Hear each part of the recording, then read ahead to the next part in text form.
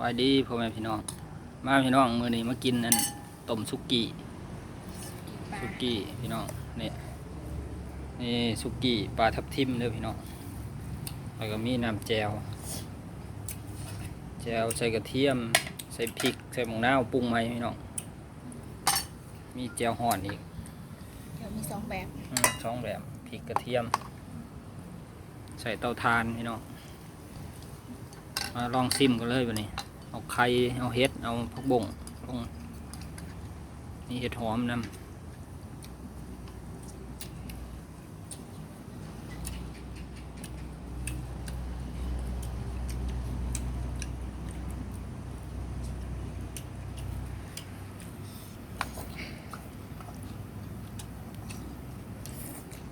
กินเอาปลาใส่เนาะพี่น้องจุ่มปลาเอาหายแล้วมันเนี่ย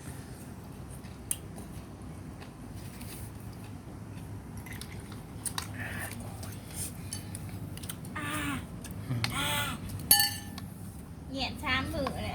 บาดคอ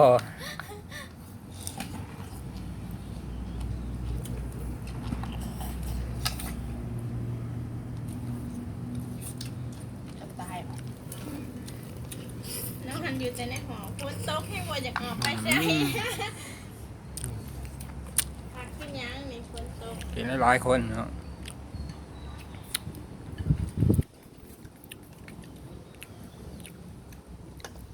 ดันเดิม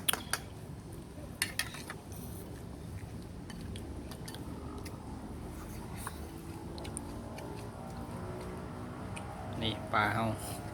ที่กลางอยู่กับปลาเนี่ยบ่ได้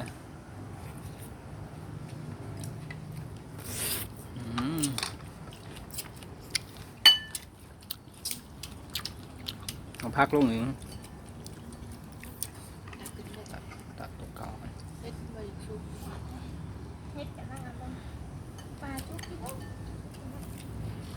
เจ้าเนี่ยฮะ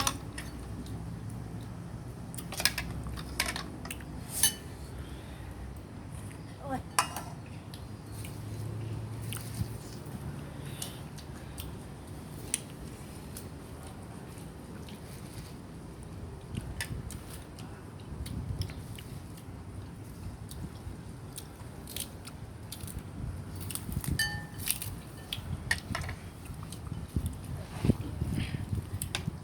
มีขาตั้งกล่องนะพี่น้องจับเอา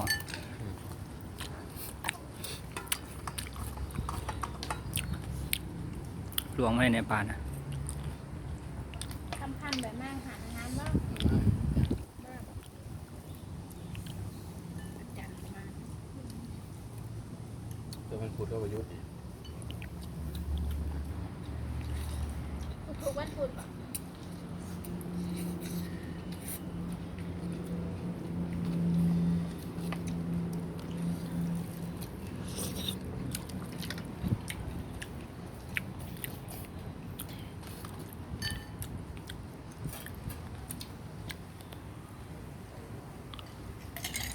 ตักใส่นะแหลมได้เหรอ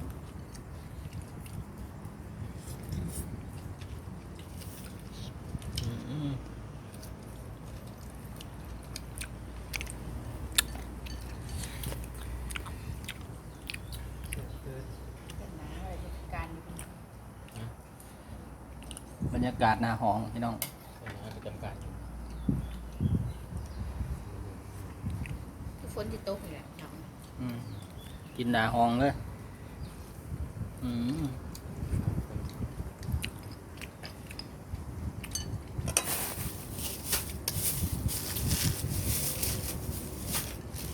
ปาดไม่ได้ก็ยังเป็นสิ่งปลาบริขาดเลยเนาะ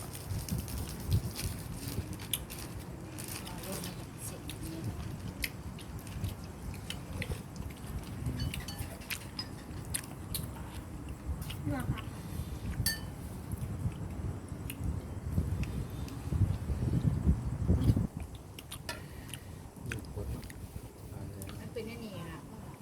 มันเป็นซิลูจ้าเสร็จ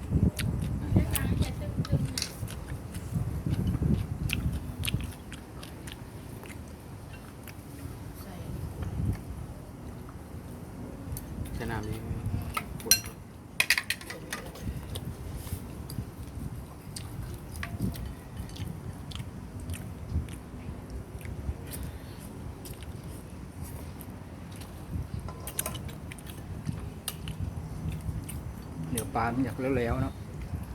จิ้มไปในนี้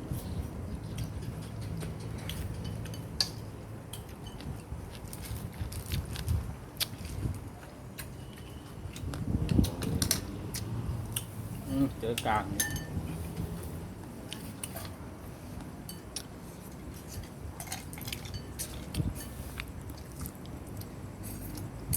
นี่แก้วเนี่ย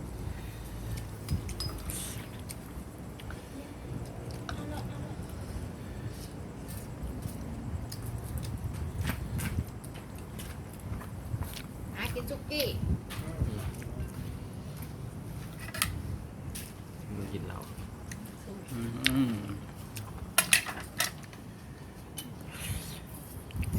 ใช่ไหมคน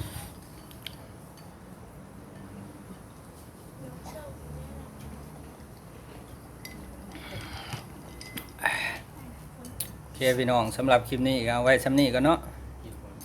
กินก่อน โบมี่หอดแนวถือขาตั้งกล้องกับโบมี่เนาะพี่น้องกินลำบากซ้ำนี้แหละพี่น้องไปแล้ว